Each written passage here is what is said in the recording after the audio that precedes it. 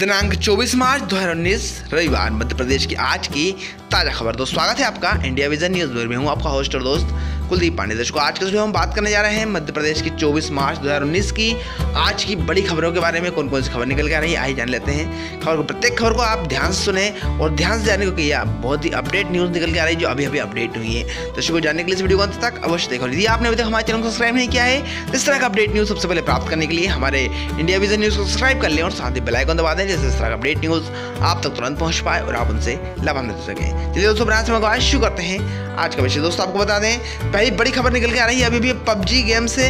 दोस्तों PUBG rules change हो गए हैं, नियम तोड़ने वाले बैन हो जाएंगे। दोस्तों आपको बता दें ऑनलाइन मोबाइल गेम पबजी के खिलाफ देश भर में बन रहे माहौल और कानूनी कार्रवाई के बाद अब कंपनी ने अपने गेम को पूरा देश में बैन होने से बचाने के लिए इसके नियमों में परिवर्तन कर दिया है। अब टेंसेंट गेम्स और पबजी कॉरपोरेशन के इस दिशा में ज़रूरी कदम उठाए हैं। अब बहुत ज़्यादा वक्त तक गेम खेलने के शिकायतों के मद्देनज़र कंपनी ने गेम प्ले टाइम पर भारत में 6 घंटे का रिस्ट्रिक्शन लगा दिया है। पबजी खेलने वाले ऐसे स्थिति में रोज़ 6 घंटे से ज़्यादा वक्त के लिए गेम नहीं खेल पाएंगे। हालांकि गेमर्स का कहना है कि यह रिस्ट्रिक्शन केवल इंडियन प्लेयर्स के लिए लगाया गया है और बाकी दुनिया भर के प्लेयर्स पर इसका कोई असर नहीं पड़ेगा। इसके लिए कंफर्मेशन के लिए पबजी मोबाइल की ओर से कोई बयान या प्रतिक्रिया सामने नहीं आई है। गेमर्स की माने तो प्लेयर्स को गेम खेलने के पहले 2 घंटे के बाद एक वार्निंग मैसेज आता है और 4 घंटे बाद दोबारा मैसेज दिखाई देता है। इस मैसेज में उन्हें बताया जाता है कि वे लिमिट पर पहुंचने वाले हैं। गेमर्स का कहना है कि 6 घंटे बाद उन्हें एक हेल्थ रिमाइंडर का एक पॉपअप बॉक्स दिखाई देता है। प्लेयर्स से कहा जाता है कि वे 6 घंटे तक गेम्स खेल चुके हैं अब और 24 घंटे बीतने के बाद उन्हें अगले 6 घंटे का गेम प्ले टाइम दिया जाएगा। यह रिस्ट्रिक्शन गुजरात के कुछ शहरों में गेम बैन होने और कुछ अरेस्ट के बाद सामने आया है। हाल ही में चीन की सरकार ने भी इस गेम को 13 साल से कम उम्र के बच्चों के लिए प्रतिबंधित कर दिया है। जम्मू कश्मीर राज्य में भी यह गेम पहले ही बैन हो चुका है। आइए बढ़ते हैं आगे, बात करते हैं दूसरी बड़ी अपडेट खबर की जो कि निकल के आ रही है। मध्य प्रदेश के ग्वालियर में दिव्यांग खेल केंद्र को मंजूरी मिल गई है। दोस्तों आपको बता दें कि केंद्र सरकार ने मध्य प्रदेश के ग्वालियर में दिव्यांग खेल केंद्र स्थापित करने के प्रस्ताव को मंजूरी दे दी है। इसे सोसाइटी पंजीयन अधिनियम 1860 के तहत पंजीकृत किया जाएगा। इसका नाम दिव्यांग खेल केंद्र ग्वालियर होगा। केंद्र की स्थापना लगभग 170.99 करोड़ रुपए, 5 वर्षों में गैर आवर्ती 151.16 करोड़ रुपए और आवर्ती 19.83 करोड़ रुपए की लागत से की जाएगी। इस केंद्र में एक outdoor athletic stadium, indoor sport complex, basement parking सुविधा, जलीय केंद्र में 2 स्विमिंग पूल, एक छत वाला पुल और एक आउटडोर पुल कक्षाओं के साथ उच्च निष्पादन केंद्र, चिकित्सा सुविधा, खेल विज्ञान केंद्र, एथलीटों के लिए छात्रावास की सुविधा, सुलभ लॉकर्स, भोजन और मनोरंजन की सुविधाओं और प्रशासनिक ब्लॉक सहित सहायता सुविधा उपलब्ध कराई जाएगी। इसमें प्रशिक्षण, चयन, खेल शिक्षाविदों और अनुसंधान चिकित्सा सहायकों, दर्शक, दीर्घाओं तथा राष्ट्रीय अंतर्राष्ट्रीय आयोजनों के लिए उपयुक्त सुविधाओं से सुसज्जित बहुआयामी केंद्र होंगे। केंद्र में प्रशिक्षण के लिए चयनित खेल निम्नानुसार होंगे: badminton, basketball, table tennis, volleyball, judo और ताइक्वांडो और तलवारबाजी और रग्बी जैसे एकीकृत खेल, इंडोर गेम और एडॉप्टेड स्पोर्ट्स इंडोर जैसे बॉस्किया, goalball, football, 5A size, para dance sport और पैरा पावर लिफ्टिंग। एकीकृत खेल में आउटडोर में जैसे एथलेटिक्स, तीरंदाजी, फुटबॉल, सायत A साइज और टेनिस तथा एकीकृत खेल इंडोर और आउटडोर तैराकी। यह परियोजना 1 अप्रैल 2019 को शुरू होगी और 2 साल यानी 31 मार्च 2021 तक इसके पूरे होने की संभावनाएं जताई गई है। इसके बाद केंद्र को चालू होने में 6 महीने लगेंगे। इसका संचालन शुरू होने पर इस केंद्र में 140 कर्मचारियों को रोजगार मिलेगा। इसके अलावा निर्माण और संबंध गतिविधियों से भी रोजगार के अवसर पैदा होंगे। इस सेंटर द्वारा सृजित उन्नत बुनियादी सुविधाओं के बल पर खेल गतिविधियों में भी दिव्यांगजनों की प्रभावी भागीदारी सुनिश्चित की जाएगी और इन्हें राष्ट्रीय और अंतर्राष्ट्रीय स्तर पर प्रतिस्पर्धा करने में सक्षम बनाया जाएगा। इस केंद्र की स्थापना से समाज के साथ दिव्यांगों को जोड़ने की भावना विकसित होगी। दर्शकों, बहुत अच्छी बात है कि मध्य प्रदेश में इतना बड़ा दिव्यांग खुल रहा है। आइए बढ़ते हैं, बात करते हैं तीसरी बड़ी अपडेट खबर के बारे में, जो कि निकल गया है सपना चौधरी से। दोस्तों, सपना चौधरी कांग्रेस में शामिल हो गई हैं और देश भर में प्रचार करेंगी। दोस्तों, आपको बता दें कि हरियाणा की मशहूर डांसर और एक्ट्रेस सपना चौधरी कांग्रेस में शामिल हो गई हैं। इसकी संभावना कई दिनों से जताई जा रही थी। आज उन्होंने विधिवत सदस्यता ग्रहण कर ली है। बता दें कि देश भर में सपना चौधरी की अपनी ही फैन फॉलोइंग है। लाखों लोग सपना को पसंद करते हैं।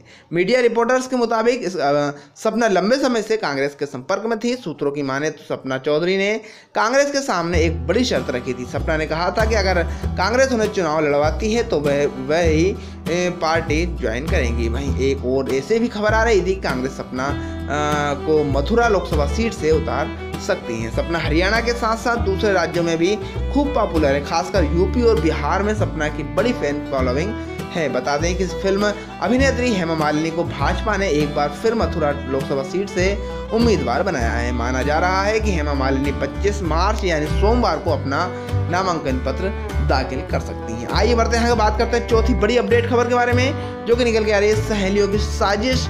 होली पर ऐसे रंग लगाया कि बाल उड़ गए, चेहरा झुलस गया और वह पहुंची पुलिस थाने। दोस्तों, आपको बता दें कि देश में लड़कियां सुरक्षित नहीं हैं, उन पर कई तरह से हमले किए जा रहे हैं। लेकिन हमलावर केवल पुलिस ही नहीं है, लड़कियां भी लड़कियों की दुश्मन बन बैठी हैं।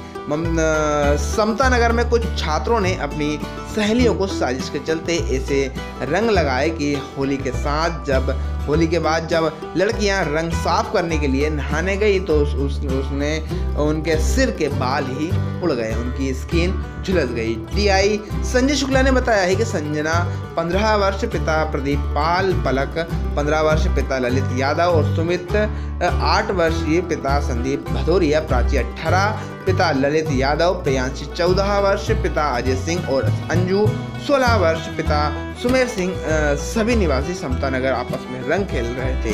सहेलियों के साथ खेलते खेलते संजना घर के अंदर चली गई। इसी दौरान पड़ोसियों में रहने वाली कॉलेज छात्रा सोना और पलक दोनों बहनें संजना के घर पहुंची। उन्होंने पहले संजना को गुलाल लगाया। मना करने के बावजूद दोनों संजना को बाहर ले गई। उन्होंने पहले संजना को गुलाल लगाया, फिर बाल्टी में रखा गीला रंग उसके सिर पर उड़ेल दिया। एक अन्य बाल्टी में रखा रंग पास में खड़ी बाकी लड़कियों पर डाल दिया। रंग लगते ही संजना सहित सभी को जलन होने लगी। सभी भागकर अपने अपने घर चली गई। पानी डालते ही गिरा बालों का गुच्छा। दोस्तों, आपको संजना बाथरूम में पहुंची तो पानी डालते ही उसके सिर से बालों का गुच्छा झड़कर नीचे गिर गया।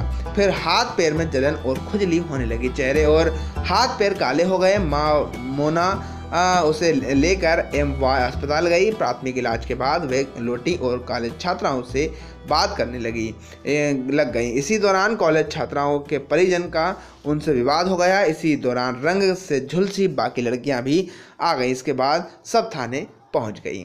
आगे बढ़ते हैं, आगे बात करते हैं पांचवी और अंतिम बड़ी खबर के बारे में, जो कि निकल के आ रही कमलनाथ सरकार से। दोस्तों, चुनाव से पहले कमलनाथ सरकार पर बड़ा संकट, टेंडर जारी करने पर आयोग ने मांगा जवाब। दोस्तों, आपको बता दें चुनाव आचार संहिता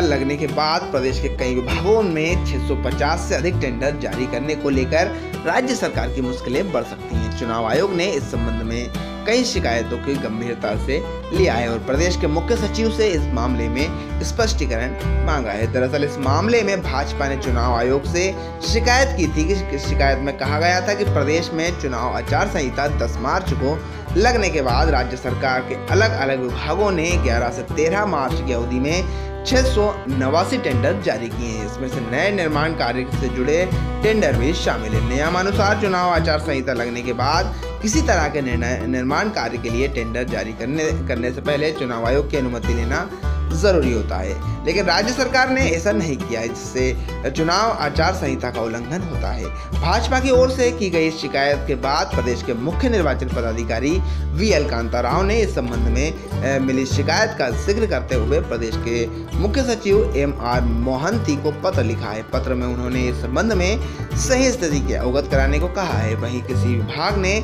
कितने टेंडर जारी किए हैं, इस संबंध में भी पूरा ब्यौरा मांगा है। इस पत्र के बाद राज्य सरकार के विभागों की परेशानी बढ़ गई है। जिन विभागों में टेंडर किए जाने को लेकर शिकायत की गई है उनमें नगरीय विकास एवं विकास विभाग, लोक निर्माण विभाग, पंचायत एवं ग्रामीण विकास विभाग और स्कूल शिक्षा विभाग, लोक स्वास्थ्य यांत्रिकी विभाग जैसे बड़े विभाग शामिल है। अब यदि राज्य सरकार के जवाब के बाद किसी विभाग के अधिकारी चुनाव आयोग की अनुमति के बगैर टेंडर जारी करने के दोषी पाए जाते हैं तो फिर उन्हें ऐसे अफसरों के खिलाफ कार्यवाही तय मानी जा रही है। दर्शकों, इस प्रकार से इस वीडियो में हमने आपको बताया मध्य प्रदेश की 5 बड़ी खबरें जो कि अभी निकल के आ रही थी और जो टॉप खबरें थी, जिसको आपको जानकर लाभ हुआ होगा। दर्शकों, आशा करते हैं आपको हमारा आज का विषय बस पसंद आया होगा।